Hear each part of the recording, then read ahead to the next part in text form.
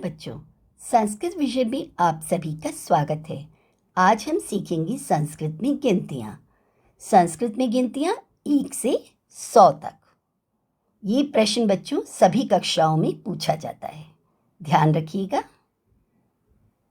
पहले गिनती में सबसे पहले गिनती आती है नंबर 1। इसको हम क्या कहते हैं? 1, 1। एक को अगर हम विसर्ग डाल देंगे तो बन जाएगा पुल्लिंग, एकः। एक शब्द में जब हम आ की मात्रा यूज़ कर देते हैं तो शब्द बन जाता है स्त्रीलिंग में, एका। और एक में अगर म के नीचे हलन डाल देंगे तो शब्द बन जाएगा नपुंसकलिंग। एकः पुल्लिंग, एका स्त्रीलिंग और एकम नपुंसकलिंग। और बच्चे ध्यान रखना, एक शब्द हमेशा एक वचन में ही चलेगा, ठीक है। अब है आम्र वृक्ष। पीछे क्या है इसमें? विसर्ग। तो जैसे एक में विसर्ग है ऐसे ही आम्र वृक्ष में भी विसर्ग है। तो एक शब्द क्या है? पुल्लिंग। आम्र वृक्ष क्या है? पुल्लिंग, ठीक है। तो हम इसमें क्या कौन सी ऑप्शन राइट करें? एकम नहीं हो सकता, एका नहीं हो सकता, आ की मात्रा, एकाम भी नहीं होगा। तो बचा क्या? एकः। तो आम्र वृक्ष एका, राइमिंग भी आ रही है ना साथ साथ। लेखनी, लेखनी शब्द स्त्रीलिंग हो गया ना बच्चों। तो यहाँ पर क्या शब्द आएगा? देखिए स्त्रीलिंग के लिए कौन सा शब्द पढ़ा है हमने? एकः, एका या एकाम। वेरी गुड, एका। तो आंसर क्या आया यहाँ पर? एका। मह्यम अपि शीतल पेयम, शीतलम पेयम दीयताम, मुझे भी कोल्ड ड्रिंक दीजिए। तो यहाँ पर पेयम शब्द, शीतलम शब्द क्या है? नपुंसकलिंग। म के नीचे हलंत नपुंसकलिंग पढ़ा ना हमने। तो म के नीचे हलंत कहाँ कहाँ आ रहा है बच्चों? देखिए, एक तो एकम में आ रहा है और एक एकाम में आ रहा है। अब एकम और एकाम में से कौन सा शब्द नपुंसकलिंग का है? एकम शब्द नपुंसकलिंग का है बच्चों। एकाम शब्द जो है वो स्त्रीलिंग द्वितीय विभक्ति है, जैसे लता लताम, बालिकाम, ठीक है। और एकम शब्द जो है वो नपुंसकलिंग प्रथमा विभक्ति है। तो यहाँ पर शीतलम पेयम भी नपुंसकलिंग है, प्रथमा विभक्ति है। तो यहाँ पर भी हमने प्रथमा विभक्ति लगाई। तो आंसर क्या बन गया? एकम। हमने क्या सीखा इसमें? ओनली विसर्ग है तो पुल्लिंग है, आ की मात्रा है तो क्या बन गया हमारे पास? स्त्रीलिंग। और अगर माँ के नीचे हलंत है तो क्या बन गया शब्द? नपुंसकलिंग। एकः, एका और एकम। हमने नंबर 1 सीख लिया। अब हम आ गए नंबर 2 पर। नंबर 2 को कहते हैं द्वि। ये द्वौ है इसका पुल्लिंग रूप और द्वे बनता है हमारा नपुंसकलिंग में एंड स्त्रीलिंग में। दोनों में बच्चों इसका द्वे बनेगा। अब द्वौ अगर आप भूल जाए तो याद रख लेना, सह तौ ते। औ की मात्रा हमेशा द्विवचन में आती है पुल्लिंग में। बालकः, बालकौ, सह तौ। आया ना बच्चों? याद रहेगा ना बच्चों आपको? और ए की मात्रा स्त्रीलिंग में कैसे आती है? सा ते ताहा, लता लते लता। हम द्विवचन है ना, नंबर 2 की बात कर रहे हैं तो द्विवचन में ही रहेगा। एक का हमेशा एक वचन चलता है बच्चों और 2 का हमेशा द्विवचन चलता है। अब आते हैं नपुंसकलिंग शब्दों पर। नपुंसकलिंग में क्या होता है? फलम, फले, फलानी। तो द्विवचन में क्या हुआ? फले। स्त्रीलिंग और नपुंसकलिंग में द्विवचन में एक ही मात्रा आती है, ठीक है बच्चों, ध्यान रखना। फिर है नरस्य हस्तौ दो भवता। तो 2 के लिए क्या नंबर है यहाँ पर? द्वौ। फिर यहाँ पर 2 बालिके। तो बालिके के लिए क्या होना चाहिए बच्चों? बालिके, 2 लड़कियां, बालिका, बालिके, बालिका। तो स्त्रीलिंग में हमने क्या सीखा? स्त्रीलिंग नपुंसकलिंग में एक ही मात्रा आएगी यानी कि द्वे, और नपुंसकलिंग में भी द्वे। ये हमने यहाँ पढ़ा ना, स्त्रीलिंग और नपुंसकलिंग में द्वे बनेगा और पुल्लिंग में द्वौ बनेगा। तो हमने यहाँ पर क्या सीखा? नंबर 2 में औ की मात्रा जो आती है किस में आएगी बच्चों? पुल्लिंग में। और स्त्रीलिंग एंड नपुंसकलिंग में हमारे पास आएगी कौन सी मात्रा? ए की मात्रा। तो पुल्लिंग में हमारे पास रूप क्या बन जाता है? द्वौ।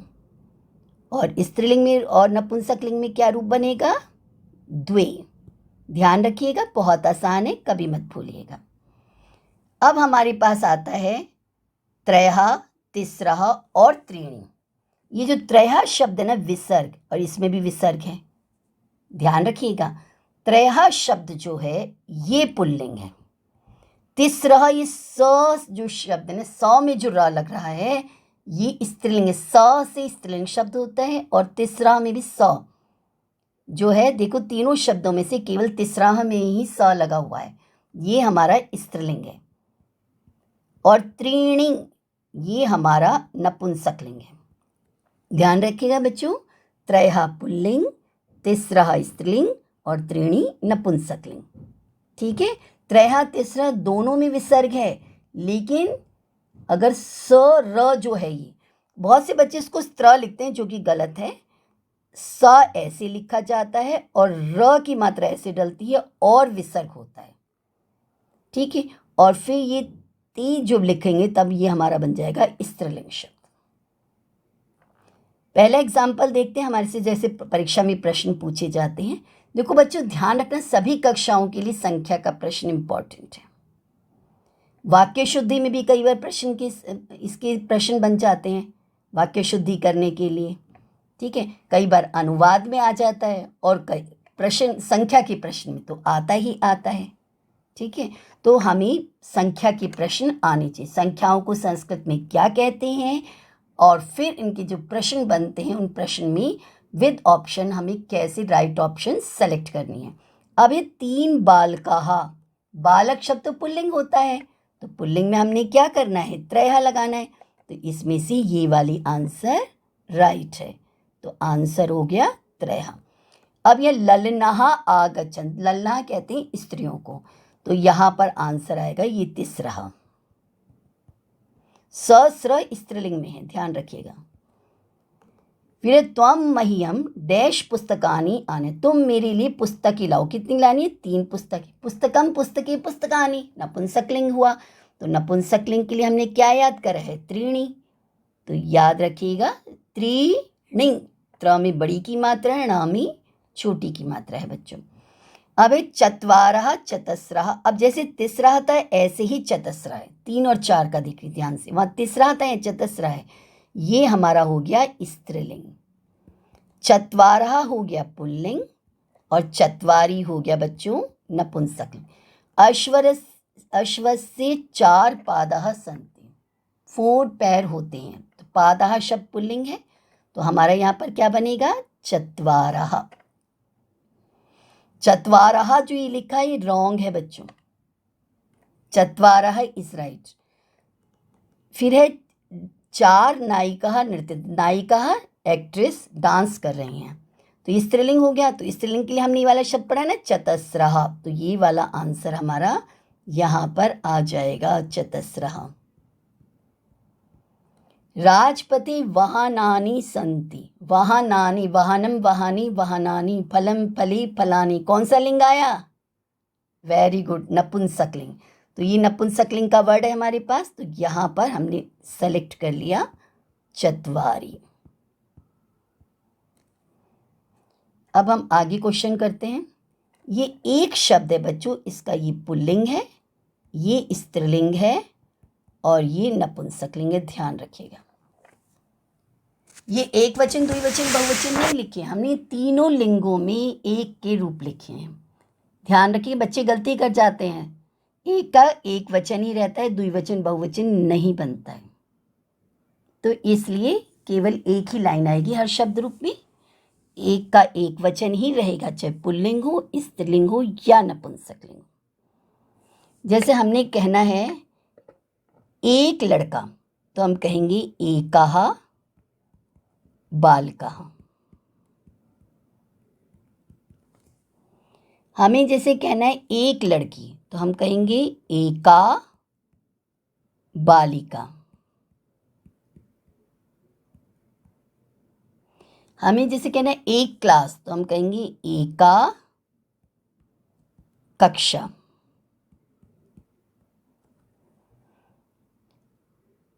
अगर हम कहते हैं एक फल, तो हम क्या कहेंगे? एकम फलम। और बच्चों इनके रूप बहुत आसान है। आपको किम शब्द के रूप आते हैं ना? किम शब्द के रूप याद कर रखे हैं आपने? कहा, कम, केन, कस्मई, कस्मात, कस्य, कस्मिन। अब इन सब में ए लेटर हमने ऐड कर दिया। ए लेटर ऐड करने से ही एक शब्द का रूप बन गया। ऐसे ही स्त्रीलिंग में, ऐसे ही नपुंसकलिंग में। देख रहे हैं ना आप कितना आसान है। प्रश्न निर्माण आपने सीखा था। प्रश्न निर्माण में आपने किम शब्द के रूप याद करे थे। किम शब्द का अगर आप एक वचन लिखोगे और उसके आगे आप ए लेटर ऐड कर दोगे तो वो एक शब्द का रूप हो जाएगा। समझ में आए बच्चों? तो ये एक शब्द का रूप आपको अच्छे से आना चाहिए। अब हम चलते हैं 2 नंबर पर, जिसको हम कहते हैं द्वि, और इसका पुल्लिंग है और स्त्रीलिंग है एंड नपुंसकलिंग है। देखो कितना आसान शब्द रूप है। इसमें 2 ही शब्द आ रहे हैं, द्वौ और द्वे। द्वौ है पुल्लिंग में और द्वे है स्त्रीलिंग एंड नपुंसकलिंग में। पहली 2 लाइनें सेम है देखो, और बाद में भी सारी लाइनें सेम हैं। कोई सा भी लिंग आ जाए, कौन सी भी विभक्ति आ जाए। द्वाभ्याम द्वाभ्याम द्वाभ्याम 3 to 5 में सेम है। और यहां पर षष्ठी सप्तमी में भी सेम है, द्वयोः द्वयोः। स्त्रीलिंग नपुंसकलिंग के रूप समान है, एक जैसे। पुल्लिंग में द्वौ देख लिया आपने, प्रथमा विभक्ति में भी द्वौ और द्वितीय विभक्ति में भी द्वौ। स्त्रीलिंग नपुंसकलिंग दोनों में प्रथमा द्वितीय विभक्ति में द्वि रहेगा। फिर 3 टाइम्स आप भ्याम लगाते हो, सारे शब्द में लगाते हो ना, रामाभ्याम, देवाभ्याम, लताभ्याम, बालिकाभ्याम लगाते हो ना, ऐसे यहाँ द्वाभ्याम लगा दिया बच्चों। और 2 बार फिर लास्ट में द्वयो लग गया, जैसे राम का रामयो, बालक का बालकयो, लता का लतयो। ठीक है। और द्वि का हमेशा द्विवचन ही चलता है, ध्यान में रखिएगा। अब आ गया नंबर 3। नंबर 3 को हम कहते हैं बच्चों त्रि। ये त्रि शब्द के रूप हैं और ये है पुल्लिंग, ये है स्त्रीलिंग एंड दिस इज फॉर नपुंसकलिंग। त्रयः बनेगा पुल्लिंग में, तिसरः बनेगा स्त्रीलिंग में और त्रीणि बनेगा नपुंसकलिंग में। ये है प्रथमा विभक्ति। फिर जो द्वितीय विभक्ति आएगी उसमें त्रीन, त्रिभि, त्रिभ्या, त्रिभ्या, त्रयाणाम, त्रिषु। ये है पुल्लिंग शब्द के रूप, मुनि शब्द की तरह चल रहे हैं। प्रथमा विभक्ति में त्रयः, द्वितीय विभक्ति में त्रीन, तृतीया में त्रिभि, चतुर्थी में त्रिभ्या, पंचमी में त्रिभ्या, षष्ठी में त्रयाणाम एंड सप्तमी में त्रिषु। स्त्रीलिंग में तिस्रः, तिस्रः, तिस्रिभि, तिस्रिभ्या, तिस्रिभ्या, तिस्रीणाम, तिस्रिषु। नपुंसकलिंग में त्रीणि, त्रीणि, 2 बार त्रीणि, फिर उसके बाद पुल्लिंग की तरह त्रिभि, त्रिभ्या, त्रिभ्या, त्रयाणाम, त्रिषु। यहाँ ध्यान देने वाली बात यह है कि ये जो तिस्रीणाम लिखा है ना, इसकी स्पेलिंग ध्यान से देखिए। ये बच्चे कई बार गलत कर जाती हैं, ती लिखेंगे, सा लिखेंगे, इसके बाद मैंने एक री की मात्रा डाल दी है। ठीक है। फिर इसके नीचे फिर मैं एक री की मात्रा और डाल रही हूँ, डबल री की मात्रा डाल रही हूँ। इसका मतलब क्या है? ये बड़ा री है। ठीक है। तो तिसरी, तिसरी। ठीक है। और फिर ये णा है, फिर आ की मात्रा है और फिर म के नीचे हलंत है, तो बना तिसरीणाम। क्या बनेगा बच्चों? तिसरीणाम। ठीक है। इसमें कई बार बच्चे गलत कर जाते हैं, तो ये आप ध्यान रखिएगा। प्रश्न जब पूछे जाते हैं तो आपको विभक्ति वचनों का ध्यान में रखना चाहिए और 3 से लेकर सारे शब्द रूप बहुवचन में ही चलेंगे। 1 हमेशा एक वचन में, 2 हमेशा द्विवचन में और बाकी सब बहुवचन में ही चलेंगे। जैसे कि हमने कहा डैश 3 बालिकाः वदन्ति, 3 लड़कियां बोल रही हैं। ठीक है, तो नंबर 3 के लिए हमें संस्कृत वर्ड ढूंढना है। तो बालिकाः प्रथमा विभक्ति बहुवचन है ना, तो हमें क्या करना है, स्त्रीलिंग का प्रथमा विभक्ति बहुवचन ढूंढना है। तो ये हमारे पास आ गया तिस्रः। तो आंसर क्या बनेगा, तिस्रः। ती डालेंगी, स डालेंगी, स में इधर से र की मात्रा और ये तिस्रः शब्द बन गया। बहुत सी ग्रामर बुक्स में त्र लिखा होता है जो कि गलत लिखा होता है बच्चों। सा होता है, स के नीचे र की मात्रा होती है। तिस्रः शब्द है, तिस्रः नहीं होता है, ध्यान रखिएगा। अब जैसे हम कहते हैं रामः डैश लोकेषु प्रसिद्ध, राम तीनों लोकों में प्रसिद्ध हैं। तो हमें नंबर 3 के लिए शब्द कौन सा सेलेक्ट करना है, लोकेषु सप्तमी विभक्ति बहुवचन और लोक शब्द है पुल्लिंग, तो हम यहाँ से त्रिषु वर्ड उठाएंगे और आंसर बन जाएगा हमारा त्रिषु। क्लियर। तो जो नंबर जो डला होता है उस नंबर के साथ जो शब्द होता है ना, उस शब्द में जो विभक्ति वचन होता है वही विभक्ति वचन हम नंबर वाले शब्द में डालते हैं। ये जो नंबर आते हैं ना, ये संख्यावाची विशेषण हो जाते हैं। ये काउंटिंग एडजेक्टिव के रूप में यूज़ होते हैं। जिस भी नाउन या प्रोनाउन के लिए यूज़ हो रहे हैं उसमें जो विभक्ति वचन है वही हम यहाँ पर लगाते हैं। अब आ जाते हैं हम नंबर 4 पर। तो नंबर 4 को हम चतुर बोलते हैं। ये इसका पुल्लिंग है, ये इसका स्त्रीलिंग है बच्चों, और ये इसका नपुंसकलिंग। चत्वारः चतुरः चतुर्भिः चतुर्भ्यः चतुर्भ्यः चतुर्णाम चतुर्षु, ये हो गए हमारे पुल्लिंग में। फिर चतस्रः चतस्रः चतस्रिभिः चतस्रिभ्यः चतस्रिभ्यः चतस्रीणाम चतस्रीषु, ये हो गया स्त्रीलिंग। चत्वारि चत्वारि चतुर्भिः चतुर्भ्यः चतुर्भ्यः चतुर्णाम चतुर्षु, ये हो गया बच्चों नपुंसकलिंग का रूप। तो ये शब्द रूप हमें याद रहने चाहिए, बहुत आसान है। भी ये तो आपको पता है तृतीया में ही आएगा, भ्या जो होता है चतुर्थी पंचमी में आता है, और नाम जो होते हैं ये हमारी षष्ठी में आते हैं, और शु जो होता है हमारा सप्तमी में आता है। ध्यान रहेगा बच्चों, याद रहेगा। अब र श के कारण न ण में बदल जाता है, इसलिए आप ण देख रहे हो यहाँ पर, ण। ये चतु के साथ भ्य लगा दिया तो चतुर्भ्य शब्द बन गया। विसर्ग चेंजेस टू र। विसर्ग संधि का भी मैंने वीडियो बना रखा है, अगर कोई कंफ्यूजन है तो वहां जाकर देख सकते हैं।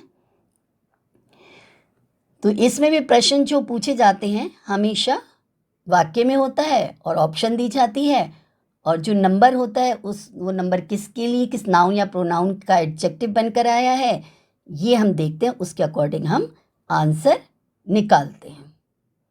तो ध्यान रखिएगा, जैसे कि हमने कहा अत्र डैश 4 फलानि सन्ति। फलम फले फलानी है, नपुंसकलिंग है, तो हमें कौन सा वर्ड पिक करना है, चत्वारि। तो आंसर क्या आ गया हमारे पास, चत्वारि। अत्र चत्वारि फलानि सन्ति। ठीक है बच्चों, ध्यान रहेगा। अब 4 फलों में से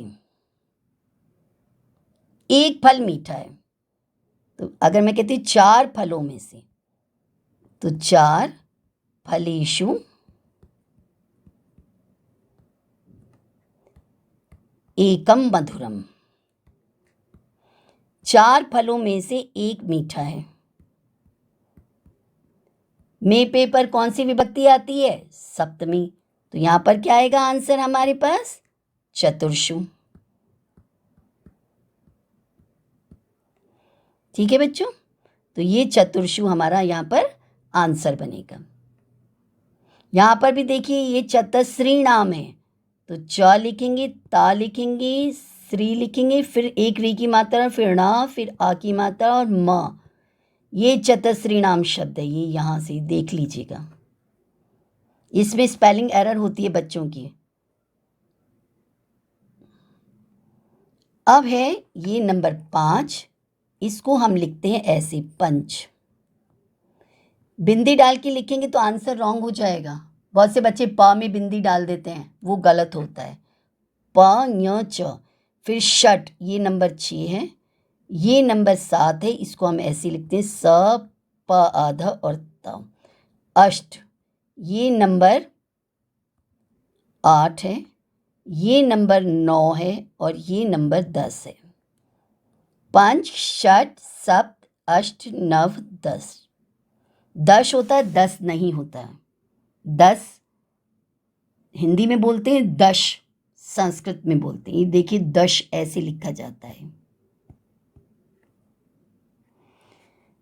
अब आफ्टर 10 नंबर आता है 11, तो 11 को क्या कहते हैं? एकादश, 1 और 10। द्वादश 12, 12। 13 त्रयोदश, 14 चतुर्दश और 15 पंचदश। ध्यान रखिएगा, पंचदश ऐसे ही लिखना है, अनुस्वार डाल के नहीं लिखना है। चतुर्दश कैसे बनता है? चतुः प्लस दश इज इक्वल टू चतुर्दश। ये एक संधि का नियम होता है। विसर्ग अगर अ या आ में नहीं लगता है तो विसर्ग र बन जाता है, तो ये विसर्ग ऊ में लगा हुआ है, तो इसलिए विसर्ग चेंजेस टू र। ये त्रय प्लस दश बच्चों त्रयोदश बनता है। विसर्ग चेंजेस टू ओ, ये भी विसर्ग संधि है हमारी। विसर्ग संधि का वीडियो बना हुआ है, आप देखना चाहें तो देख सकते हैं। त्रयोदश, तो हमारी संधि से क्या होता है? स्पेलिंग एरर कम हो जाती है। अब नेक्स्ट है नंबर 16। 16 को कहते हैं षोडश और 17 को कहते हैं सप्तदश। सप्तदश ऐसे लिखा जाता है, सा पूरा पा आधा। बहुत से बच्चे पूरा पा लिख देते हैं, गलत होता है, सप्तदश। और ध्यान रखिए श होता है, स नहीं होता है। अष्टादश, ये नंबर 18 है। नवदश तो आसान है, नव लिख दिया फिर दश लिख दिया। नव इज 9 और दश मीन्स 10, तो ये हो गया 19। और विंशति ही कहते हैं 20 को। विसर्ग जरूर लगाइए विंशति में। फिर उसके बाद है एक विंशति, जैसे इंग्लिश में कहते हैं ना 21, 22, 23, ये 1 2 बाद में लगते हैं, लेकिन संस्कृत में पहले लग जाते हैं। संस्कृत सभी भाषाओं की माँ है ना बच्चों, और माँ क्या करती है?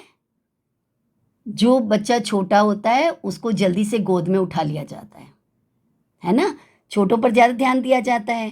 तो ये 1 2 3 को पहले लेकर चलते हैं। कैसे करते हैं? एक विंशति, तो पहले बोलेंगे एक, बाद में बोलेंगे विंशति। द्वाविंशति, नंबर 2 को पहले लिया और विंशति को बाद में उठाया। तो 1 + 20 इज इक्वल टू 21, तो ये नंबर क्या हुआ? 21। फिर है 22, तो 2 को पहले लिखा जा रहा है, द्वाविंशति ही।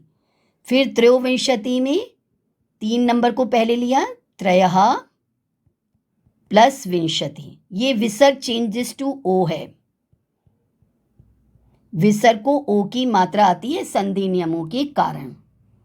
अगर अ में विसर्ग लगा होता है और विसर्ग के बाद किसी भी वर्ग के पहले 2 अक्षर नहीं होते हैं, ठीक है, जैसे क ख च छ ट ठ त थ प प, और फिर श श स वाला ग्रुप नहीं होता है, तो विसर्ग ओ में चेंज हो जाता है। तो आंसर बनता है त्रयोविंशति।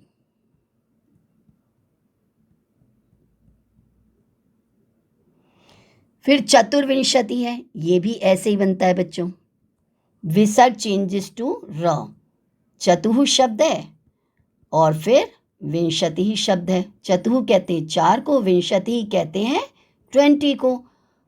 ये किस नियम से बना? विसर्ग अगर अ या आ की मात्रा में नहीं लगा होता है तो विसर्ग र बन जाता है। ये डीप में नियम हमने समझा रखे विसर्ग संधि में। मैंने संधि के 3 वीडियो अपलोड कर रखे हैं, स्वर संधि, विसर्ग संधि और व्यंजन संधि। पंचविंशति को हम 25 कहते हैं, ठीक है। तो पंचविंशति शब्द बच्चों ऐसे लिखा जाएगा, प और विंशति ही ऐसे लिखा जाता है। पंचविंशति दोनों में ई की मात्रा छोटी है, ध्यान रखिएगा, नहीं तो नंबर कट सकते हैं आपके। अब है षड्विंशति। षड्विंशति में भी आपने नंबर पढ़ा है षट, कभी आप ट बोलते हो, कभी ड बोलते हो, और कई बार आप कंफ्यूज हो जाते हो। तो देखिए नियम ये कहता है कि षट प्लस विंशति इज इक्वल टू षड्विंशति।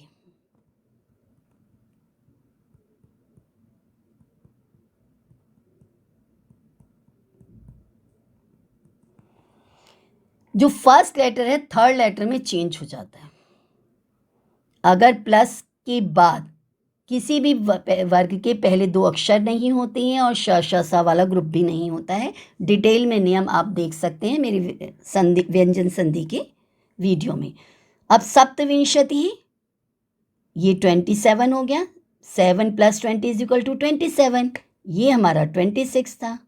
ध्यान रखना, जब भी संस्कृत में गिनती लिखोगे तो छोटे नंबर को पहले, बड़े नंबर को बाद में, ठीक है। जैसे 2 बच्चे होते हैं ना, एक बच्चा होता है जो बहुत छोटा होता है, जो हमेशा गोदी में रहता है, और एक बच्चा चलता फिरता रहता है, तो माँ किसको गोदी उठाती है? छोटे बच्चे को, ठीक है। संस्कृत भी सभी बच्चों की माँ है ना, तो ध्यान रखना बच्चों, छोटे नंबर पर पहले ध्यान दिया जाता है। अष्टाविंशति ये कहते हैं नंबर 28 को, नवविंशति कहते हैं 29 को, और त्रिशत कहते हैं 30 को। अब आता है 31 से 35, एक त्रिशत, जो त्रिशत हमने बोला ना 30, उसे आगे हम 1 2 3 लगाने लग जाएंगे। बड़ा नंबर बाद में, जैसे त्रिशत है बड़ा नंबर है, इसको हम बाद में लगाएंगे, छोटे नंबर को पहले। द्वात्रिंशत 32, त्रयस्त्रिंशत 33, चतुस्त्रिंशत 34, पंचत्रिंशत 35। अब यहाँ पर देखिए 33 एंड 34 में भी संधि नियम में विसर्ग संधि है, त्रयः प्लस त्रिंशत और चतुः प्लस त्रिंशत। संधि जानने से ना आपकी स्पेलिंग एरर नहीं होती है, आप राइट करते हो आंसर। विसर्ग को स हो जाता है अगर विसर्ग के बाद त या थ आता है, तो यहाँ पर विसर्ग के बाद तारण त प्लस र जो होता है त्र बनता है। जैसे नमः प्लस ते बनता है बच्चों नमस्ते, ठीक है, ध्यान रखिएगा ना। फिर है षट त्रिंशत। अब यहाँ देखो ट को ड नहीं हुआ है, क्यों नहीं हुआ है बच्चों? बताया था ना अभी आपको, व्यंजन संधि में प्लस से पहले किसी वर्ग का पहला लेटर हो और प्लस के बाद पहले 2 लेटर नहीं होने चाहिए। तो यहाँ पर पहला लेटर मिल गया, षट प्लस त्रिंशत में त लेटर पहला है, तो इसलिए ये ड नहीं बना है। सप्त त्रिंशत, तो ये है हमारा 37, ये ऐसे लिखा गया है बच्चों, सप्त त्रिंशत। अष्टात्रिंशत 38, नवत्रिंशत 39 और चत्वारिंशत 40। अब हम क्या करेंगे आगे के नंबर में, 1 2 3 के नंबर को पहले लेंगे, उसके बाद लिखेंगे चत्वारिंशत वर्ड। जैसे कि एक चत्वारिंशत 41, द्विचत्वारिंशत 42, त्रिचत्वारिंशत 43, चतुश्चत्वारिंशत 44। अब चतुश्चत्वारिंशत कैसे बना? चतुः प्लस चत्वारिंशत। ये विसर्ग संधि का नियम है बच्चों। विसर्ग के बाद च आ जाता है तो विसर्ग श बन जाता है। विसर्ग के बाद च आने के कारण विसर्ग श में बदल गया। पंचचत्वारिंशत को बोलते हैं 45। अब हमारे पास नंबर है 46, षट्चत्वारिंशत। यहाँ भी देखो ट ड नहीं हुआ है, क्यों नहीं हुआ है? क्योंकि ट तो है किसी वर्ग का पहला लेटर, पर ट के बाद प आ गया है। हमने कहा था ना पहले 2 लेटर नहीं होने चाहिए, पहला लेटर आ गया है। फिर है 47, इसको कहेंगे सप्त चत्वारिंशत्। स्पेलिंग ध्यान दीजिएगा, स्पेलिंग के नंबर कट जाते हैं नहीं तो। अष्ट चत्वारिंशत् कहते हैं 48 को, नव चत्वारिंशत् कहते हैं 49 को, और पंचाशत कहते हैं हम 50 को। तो अब हमें कौन सा नंबर याद रखना है? पंचाशत। और पंचाशत के साथ हम 1 2 3 लगाएंगे। तो एक पंचाशत 51, दुई पंचाशत 52, त्रि पंचाशत 53, चतुष्पंचाशत 54 एंड 55 को क्या बोलेंगे बच्चों हम? पंचाशत। फिर 56 को षट पंचाशत। यहाँ पे भी ट जो ड नहीं बना है क्योंकि प लेटर आ गया है। प फ ब, प पहला लेटर है ना, प्लस से पहले किसी वर्ग का पहला लेटर हो और प्लस के बाद पहले 2 लेटर नहीं होने चाहिए। सप्त पंचाशत 57, अष्ट पंचाशत 58, नव पंचाशत 59, षष्ठी कहते हैं 60 को। ध्यान रखिए, अब कौन सा नंबर ध्यान रखना है हमें? षष्ठी। षष्ठी किसको कहते हैं? 60 को। याद आया? 60 षष्ठी। तो एक षष्ठी 61, द्वि षष्ठी 62, त्रिषष्ठी 63, चतुष्षष्ठी 64, पंचषष्ठी 65। अब षष्ठी 66, सप्तषष्ठी 67, अष्टषष्ठी 68, नवषष्ठी 69 एंड सप्ततिः 70। तो अब हमें कौन सा नंबर याद रखना है? सप्ततिः। सप्ततिः किसको कहेंगे बच्चों? 70 को। अब हमने सबके साथ में सप्तति लगाना है। तो ये क्या हो गया? एक सप्ततिः। और इसको हम क्या बोलेंगे? 71। द्विसप्तति 72, त्रिसप्तति 73, चतुस्सप्तति 74, पंचसप्तति 75। अब चतुस्सप्तति कैसे बनाए? चतुः प्लस सप्तति, सप्तति। विसर्ग चेंजेस टू स। जैसे नमा प्लस ते नमस्ते होता है ना बच्चों, विसर्ग के बाद ता आ गया। और ऐसे ही विसर्ग के बाद अगर सा आता है तो विसर्ग किसमें बदल जाता है? स में। तो ये विसर्ग संधि का मेरा वीडियो है, वहाँ देख लीजिएगा डिटेल में। षट सप्तति, यहाँ भी देखो ट को ड नहीं बना है। 76, सप्त सप्तति 77, अष्ट सप्तति 78, नव सप्तति 79 और अशीति कहते हैं 80 को। तो अब हमें कौन सा नंबर ध्यान रखना है बच्चों? 80। 80 को क्या कहते हैं? अशीति ही। एकाशीति कैसे बना? एक प्लस अशीति ही, ये हमारी स्वर संधि है। अ प्लस अ इज इक्वल टू आ। तो कैसे बन गया हमारा? एकाशीति। एक प्लस शीति क्या बन गया? एकाशीति।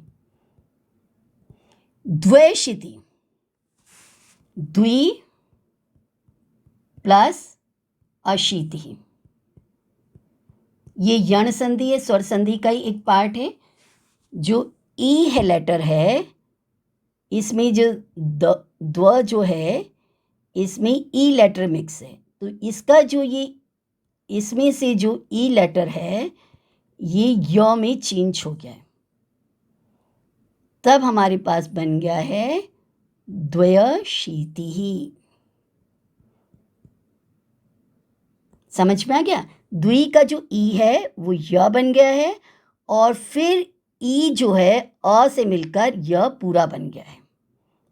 ई था द्वि का, ई को य बना और फिर अशीति का जो अ है इससे ये अ पूरा हो गया तो बन गया य। ई जो है य लेटर में कन्वर्ट हुआ, य व्यंजन आधा रहा। फिर अशीति के अ से कंप्लीट हो गया तो बन गया द्वयशीति ही, और साथ में हमारा लग गया विसर्ग। अब उसके बाद है त्रयशीति। जो काम द्वयशीति में है वही काम त्रयशीति में हुआ है। 3 + अशीति इज इक्वल टू त्रयशीति। त्र आधा क्यों हो गया बच्चों? त्र में ई की मात्रा थी, उसके कारण त्रि पूरा था। जब हमने ई की मात्रा हटा दी तो त्र आधा रह गया। व्यंजन स्वरों की हेल्प से पूरे होते हैं ना। तो ये त्रि जो था वो त्र + ई था। अब इसमें से जब हमने ई हटा दिया तो ये त्र आधा रह गया, तो बन गया त्रयशीति। ई को य बन गया और य आ से पूरा हो गया, तो य पूरा है। फिर चतुर्शीति। चतुर्शीति में क्या है? चतुः + अशीति। विसर्ग क्योंकि अ या आ में नहीं लगा है इसलिए विसर्ग र में कन्वर्ट हो गया है, और र + आ से र पूरा हो गया है, तो शब्द बन गया है चतुरशीति। फिर है पंचाशीति। पंच + अशीति। ये पंच है और प्लस अशीति, तो बन जाता है हमारा पंचाशीति। तो ध्यान रखिए, ये हमने नंबर 81 पढ़ा, ये हमने 82 पढ़ा, ये हमने 83 पढ़ा, ये हमने 84 पढ़ा, और ये हमने पढ़ा है 85 नंबर। अब है 86 षडशीति। षडशीति कैसे बना बच्चों? षट + अशीति। ट को ड बन गया है संधि नियम के कारण, और ड के बाद ये अ पूरा हो गया है, तो बन गया है षडशीति ही। फिर सप्ताशीति में भी ऐसे ही है। अ + अ जो है आ बन गया है सप्त + अशीति। अ + आ जैसे हिम + आले हिमालय होता है ना, स्वर संधि कराई थी आपको, तो सप्ताशीति। ऐसे ही अष्टाशीति में है। ये हमारा 87 था बच्चों, ये 86 है, ये 87 है, और ये अब हम पढ़ रहे हैं 88। तो 88 में अष्ट + अशीति है, तो आंसर क्या बना? अष्ट + अशीति इज इक्वल टू अष्टाशीति। नव + अशीति क्या बनेगा? नवाशीति ही। भूल जाओ ना तो अपनी संधि कर लेना, आंसर एकदम राइट निकलेगा। ये नंबर हमारा 89 है। फिर 90 को हम कहते हैं नवति ही। अब हमें कौन सा नंबर याद करना है? 90, नवति ही। अब नवति के साथ हम नवति से बिफोर एक एक नंबर लगाएंगे, तो एक नवति कहते हैं हम 91 को, द्विनवति हम कहते हैं 92 को, और त्रिनवति किसको कहेंगे? ये ऑटो करेक्ट कर दिया है उसने, तो त्रिनवति ही बनेगा शब्द, त्रिनवति ही। और आंसर क्या बनेगा? 93। चतुर्नवति, चतुर्नवति शब्द बनेगा, तो बन जाएगा ये 94, और ये है पंचनवति।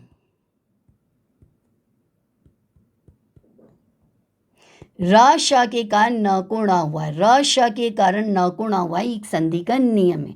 त्र में त + र है ना, जो त्र लेटर है बच्चों वो उसमें त और र है, तो ये र के कारण न जो है वो ण में कन्वर्ट हो गया है, तो त्रिनवति ही चतुर्नवति।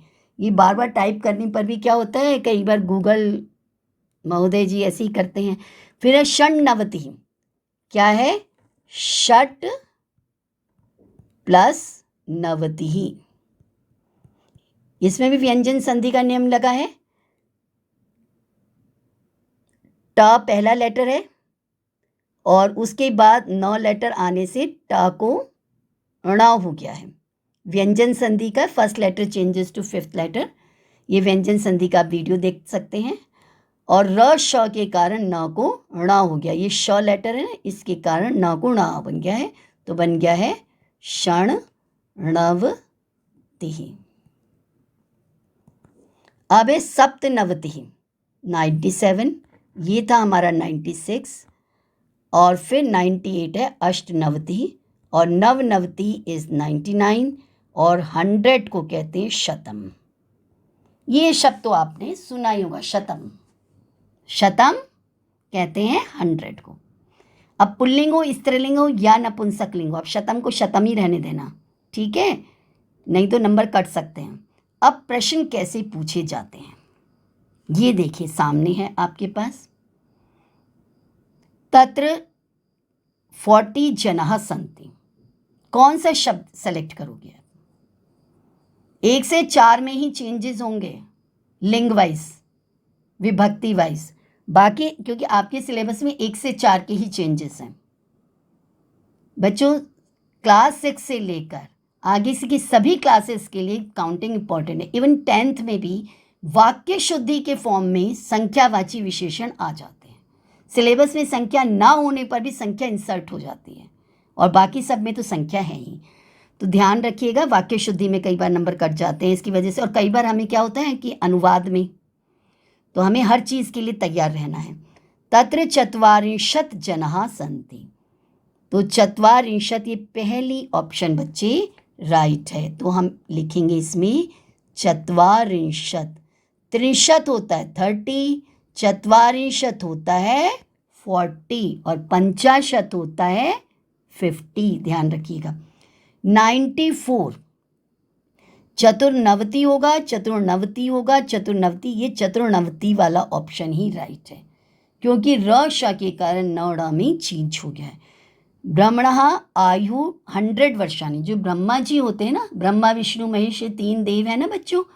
ब्रह्मा हमारे भाग्य क्रिएटर हैं, हमारे भाग्य को लिखने वाले हैं, बनाने वाले हैं। उनकी एज बच्चों 100 ईयर्स होती है, ठीक है। तो 100 के लिए कौन सा शब्द हमने पढ़ा है? शत, शतानी, शतम, शता। शता मत कर देना, हमने आपको क्या बताया था, 1 से 4 में तो लिंग वाइज, विभक्ति वाइज, वचन वाइज चेंजेस हैं, लेकिन उसके बाद गिनतियां जैसी आपको यहाँ पर दी गई एज इट इज फीट कर देना। शतम शब्द ही यहाँ पर आएगा, ये नहीं आएगा, ये नहीं आएगा, ये नहीं आएगा, only this one is right. नव नवचा 18 बनती, 9 + 9 18 होते हैं, तो कौन सा शब्द याद कराया हमने? अष्टादश। ये ने स्पेलिंग एरर कर करके आपको ऑप्शन में दे देते हैं और फिर आपके नंबर कट जाते हैं, तो ध्यान रखिएगा, इस वीडियो को ध्यान से देखिएगा और सभी स्पेलिंग्स को ध्यान में रखिएगा। और ग्रामर के मैंने सभी रूल्स आपको साथ साथ में बताए हैं, और संधि के वीडियो बहुत काम के हैं संख्याओं को समझने के लिए। अगर आप भूल गए हो तो मेरा स्वर संधि, व्यंजन संधि, विसर्ग संधि तीनों वीडियो मैं अपलोड कर चुकी हूँ, आप चाहे तो देख सकते हैं। और ये वही एग्जाम्पल फिर से आ गया है, तो यहाँ पर 44 वर्ड आ जाएगा। ब्रह्मणः आयु शतम वर्षाणी, ये बार बार आपको दिया गया है कि शतम का शत ही होगा, ठीक है, शतम ही होगा, शतानी मत कर देना।